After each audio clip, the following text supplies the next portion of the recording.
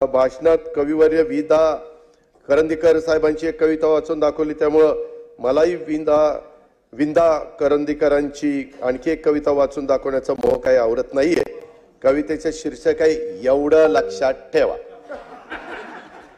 एवढं लक्षात ठेवा। उंची न आपुले वाढते फारसी वाटून हेवा, श्रेय ज्यांचे त्यास द्यावे एवढं लक्षात ठेवा।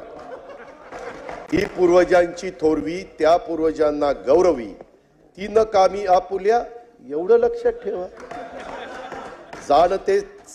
जाणते जे सांगती ते ऐकून घ्यावे सदा, मात्र तीही माणसे एवढं लक्षात ठेवा। चिंता जगी या सर्वथा कोणा न येई टाळता, उद्योग चिंता घालवी एवढं लक्षात ठेवा। विश्वास ठेवावाच लागे व्यवहार चाले त्यावरी, सीमा तयाला पाहिजे एवढं लक्षात ठेवा।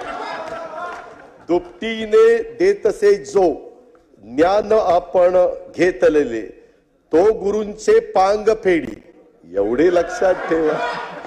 माणसाला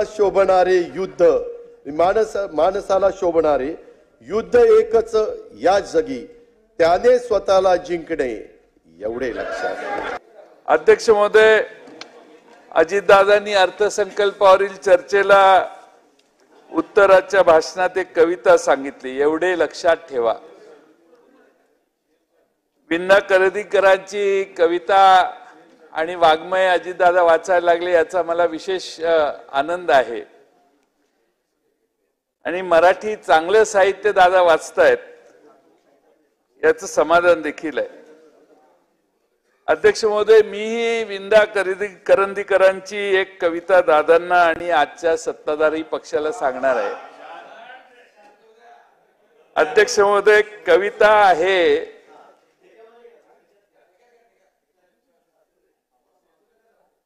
आहे त्याला तयारी पाहिजे। केले कुणास्तव किती हे कधी मोजू नये,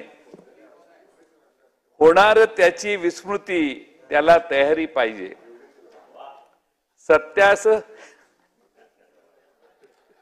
सत्यास साक्षी ठेवूनी वागेल जो बोलेल जो, तो बोचतो मित्रासही त्याला तयारी पाहिजे।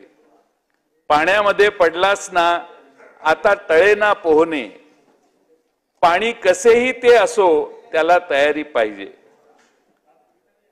शेवटचं एक कडवं आहे, डोक्यावरी घेऊनी गुलाबरावजी, डोक्यावरी घेऊनी जे आज येथे नाचती, घेतील ते पायातळी त्याला तयारी पाहिजे।